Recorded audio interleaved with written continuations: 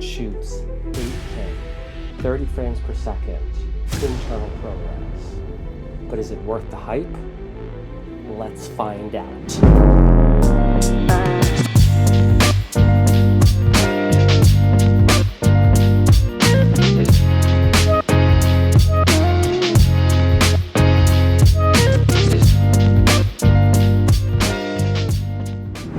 What's up, guys? How's it going? So if you watched my last video review of the Canon R5C, you may have noticed that the intro to this video was pretty similar, if not basically completely copying it. Well, I did that for a reason, because I got a lot of comments in the previous video from either people who were considering picking up the R5C or who own the R5C and thought I was a total Canon hater and that I was basically talking a bunch of crap about the camera, that I didn't know what I was talking about. So I just wanted to kind of set the record straight here. Look, guys, I think the Canon R5C is a great camera. I am not anti-Canon by any means. Most of the lenses that I own, many of them are Canon EF mount lenses. I own the Canon C70, so for all of you haters in the comments who thought that I was trash talking the R5C, I wasn't. I know it's a great camera, it just didn't work for me. So that brings us to the Fuji XH2, which in my opinion is a really phenomenal hybrid photo video camera. Is it the best? Is it the greatest of all time? Keep watching to find out.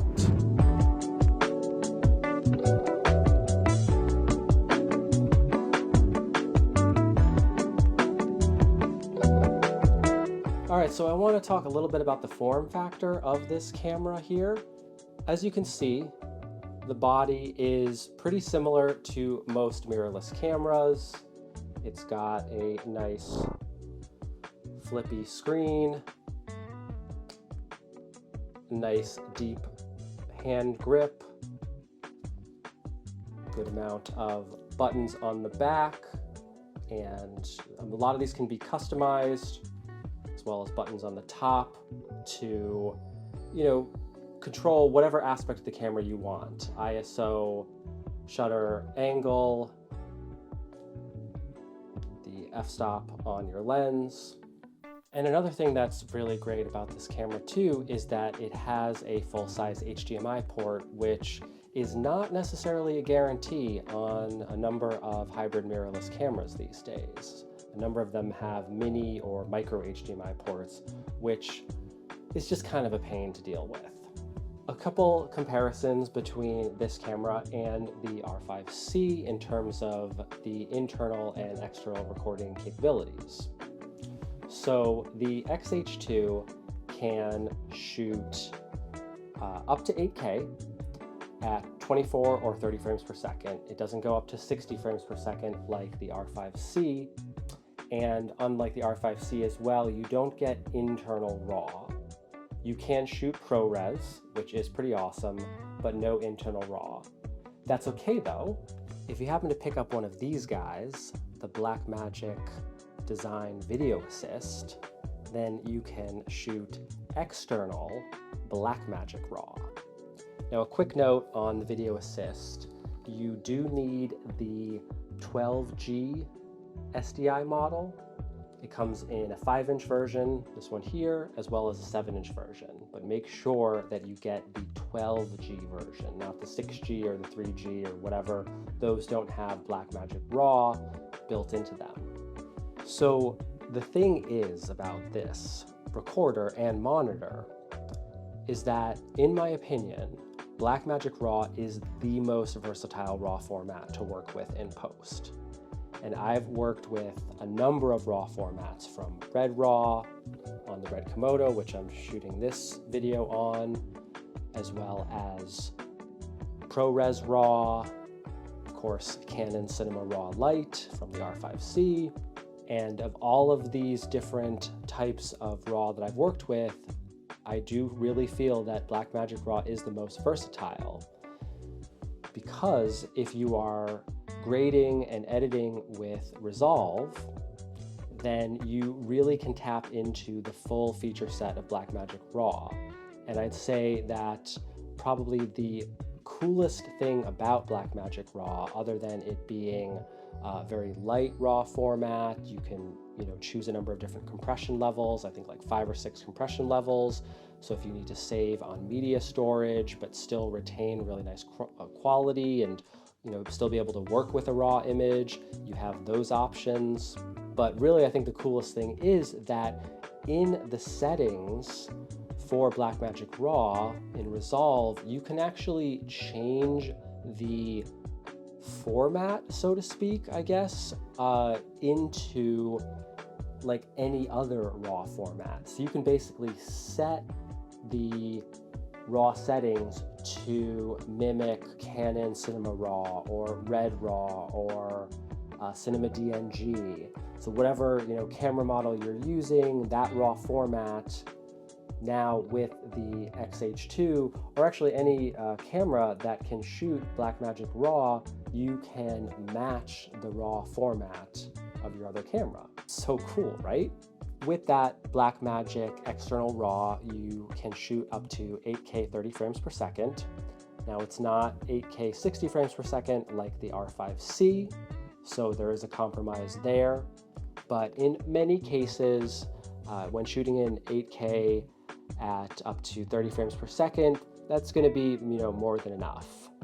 And I've really found that when shooting these types of videos or interview videos, I'm always exporting to 4K, so having the ability to crop in by shooting in 8K, up to a 2x crop is really great if you're doing corporate or just really any kind of style interview video or talking head video. Now, the main thing that I really love about this camera is going to be, you guessed it, the battery life. That was really my biggest issue with the R5C. And now with this little internal battery, even when shooting in 8K ProRes, I can get about an hour and a half at full charge. Now, if you guys recall from my previous review of the Canon R5C, which if you haven't seen that video, I will link it in the description down below and here on the screen. I ran a test there to see how much I could get out of the internal battery, how much recording time I could get. Not even shooting at the full specs of the camera, 8K 60 frames per second. I was just shooting at 4K 60 frames per second using the internal XF AVC codec, and I only got around 30 to 32 minutes. So that is a huge difference. An hour and a half to around 30 minutes. Now, if I'm doing an event, like a 3 to 4 hour event, I can get away with just using 2 batteries. And I can shoot in 8K and have no issues running out of battery life and not being able to capture everything that I need to at an event. So that is really awesome and is probably one of the kind of main features of this camera that I really, really appreciate. I just want to be able to be at an event, a shoot, quickly switch between photo and video, and not have to worry that I'm gonna be chewing through batteries at an absolute ridiculous rate, and also that I'm gonna need to rig the camera up and have an external V-mount battery or something like that to power it. And I think that is really the key difference between a camera like this and the R5C, which I feel the R5C was more of a cinema camera that happened to also shoot photos. Really good photos, mind you, but it really leaned more heavily on the cinema side of things. In other words, it needed to be rigged up to truly get the most out of that camera. And I wouldn't quite call it a true hybrid camera in that sense. This is a true hybrid camera. and I can switch between photo and video. I can get that great battery life, and I don't have to rig it up, and it's still going to produce a really lovely image. Now, I do have to say, the command dial here, which lets you switch between different modes, I did appreciate on the R5C that there was just that little switch that went from photo to video, and that was it. You know, here I'm only using the video mode or the manual photo mode, and I would love just the switch to go back and forth between those two instead of having to use the dial to kind of get back and forth. But that's a small gripe and is really not a big deal at all. On top of all the amazing video features, of course, the camera has really wonderful photo features as well. There are plenty of options for adjusting the image quality. You can use lossless, compressed, and uncompressed RAW to save on file size and space. What is really nice about the camera, though, is that it does take CF Express Type B cards. You'll need those for the high-quality ProRes internal recording, particularly in 8K, as well as if you want to do any of the interval or fast shooting modes, like the high-speed burst modes at full 8K quality RAW in burst. Got lots of bracketing modes as well.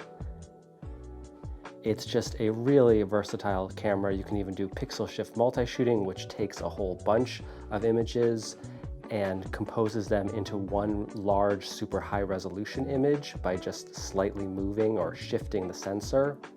So, you know, I don't get into a lot of these features for the photo. I don't usually shoot a lot of, you know, high speed burst photography, but for sports and wildlife, it is there. You've got tons and tons of options.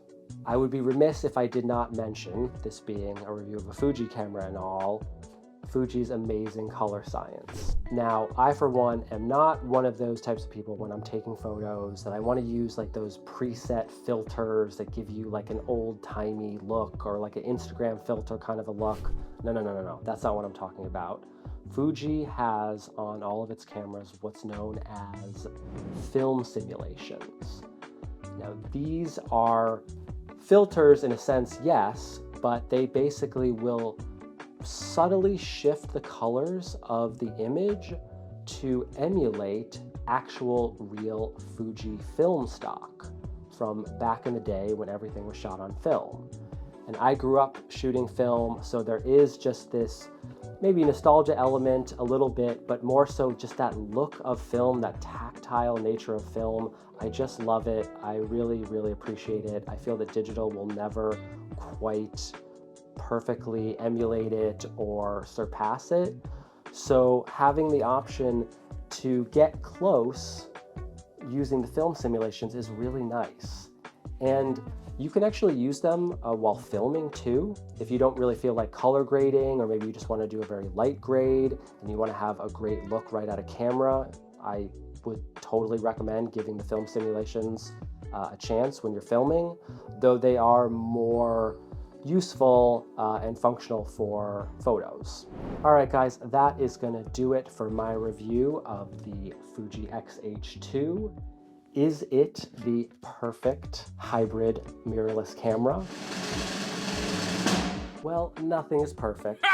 There are certainly things that could be improved, but for my purposes, this gets just about as close as I could ask for. I really hope you appreciate this video. If you enjoyed this, then leave a comment below, click that subscribe button, smash that like button. It really helps me grow the channel and also helps me get above those algorithms so this video appears higher in the rankings. I'm also getting close to my first major goal on YouTube of reaching 1,000 subscribers. So if you guys could really consider subscribing, help me reach that goal, I'll really appreciate it. All right, guys, I'll see you in the next video.